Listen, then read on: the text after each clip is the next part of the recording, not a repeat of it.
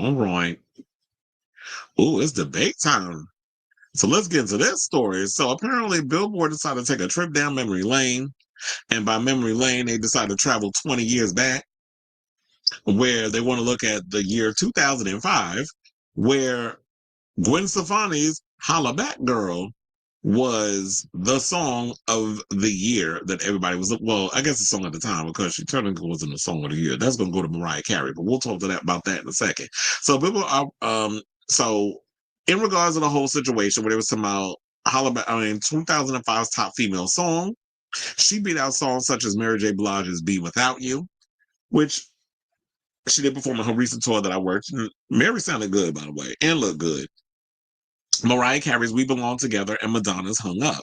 Now, even though Billboard's actual year-end chart for 2005 ranks Carey's We Belong Together as the year's overall top song, which I should say is rightfully so, given its historic domination of the Hot 100, the list was based on commercial performance. So the magazine list printed on Tuesday, April 15th, is based on Critics' Choice and places The Emancipation of Mimi Smash at number 2 among women. So they said the following, quote, Stefani established herself as the head cheerleader of pop music with its irresistible hip-hop inspired hit, bringing the whole marching band along for the ride in the horn-heavy production.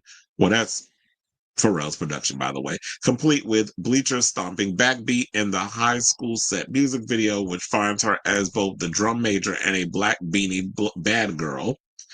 They said about Hollaback Girl was spent 4 weeks as number 1 on the Hot 100 in 2005. With the Neptunes produced song, she created a lane for herself that at once parlayed her cool girl bona fides from No Doubt while breaking new pop ground. Because it was like, yeah, she was that cool chick that was a part of, No Doubt, and then she needed a way to transition into her own solo endeavor.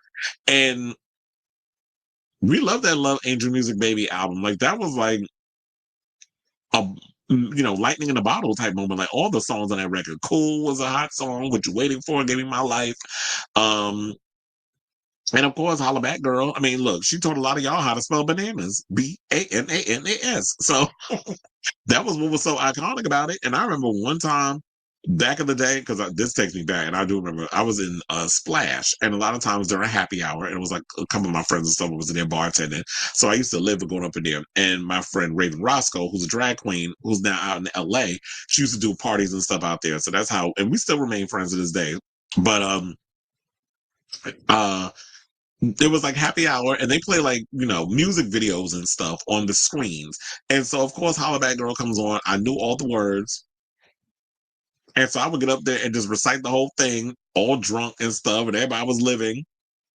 And I'm just over there living my life. And those were the days. It was like, damn, that was 2005. Child, let me tell you, the club scene was popping in the 2000s. It ain't like that no more, especially in New York. But yeah, it was.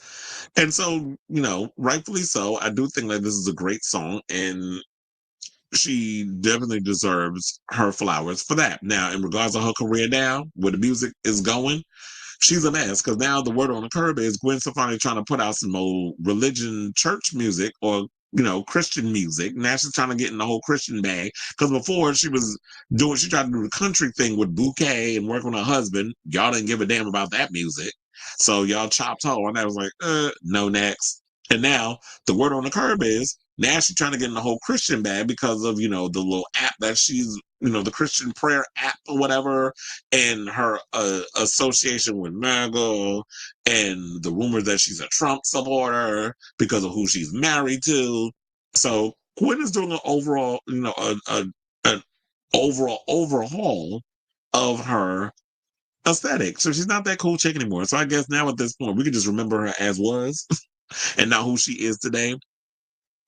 And then we'll say like, what, the cool chick is Shirley Manson. So I want to go through the list. We'll go through the top 15 of Billboard's top female songs of 2005 chosen by their staff. So at number 15 is Mary J. Blige's Be Without You. At number 14, we have Sierra's O. At number 13, we got Carrie Underwear's Jesus Take the Wheel and Drive Fast. We have number 12 with Mariah Carey, Shake It Off. Number 11, Pussycat Dolls, Don't Ya. Coming at number 10 is A. Marie's One Thing with Sidebar. Shout out to A. Marie. I'm here. She's finally getting herself a Tiny Desk special. So I'm looking forward to seeing that when that airs. Because I'm like, yes, I love me some A. Marie. The way she was done dirty by this music industry and certain people still on her sound.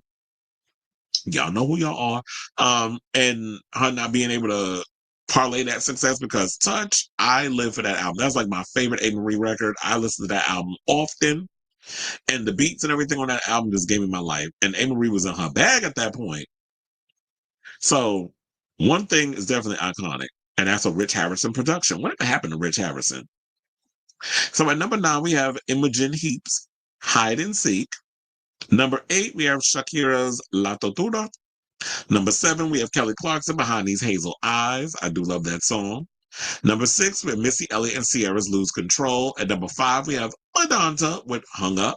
At number 4, we have, of course, Natasha Bedingfield's Unwritten because, everybody wanted to feel that rain on your skin. And no one else can feel it for you. Only you can let it in. Okay? So that was like her biggest hit. Then at number 3, we have Rihanna's Pon de Replay. Wait, Rihanna came out in 2005? Damn. I feel like it was like, that was when she goes Pon de Replay. That was like her first song. I can't believe it was 2005. Damn, time flies. So that's 20 years that Riri been out here making music. Well, less than that because she ain't gave us a new album in 8 years, damn near. So and then number 2, we have Mariah Carey's We Belong Together. And at number 1, we have Gwen Stefani's Hollaback Girl. So yes, while that, Mariah comes in second in regards to the whole top female song of 2005. Yes, let's reiterate what it was said before, that We Belong Together is the year's overall top song because of its historic domination on the Hot 100. But in that case, it came in at number 2 among women. So in general, yes, it was the hot. We Belong Together is the biggest song. But if we're talking about women placement, Mariah comes in second, Gwen Stefani comes in first because Gwen basically had the Billboard charts, she had the gays, she had all of us on lock with that track. So like I said, she taught everybody how to spell bananas. So I want to hear from y'all. What do you guys think of that list? Do y'all agree with the list?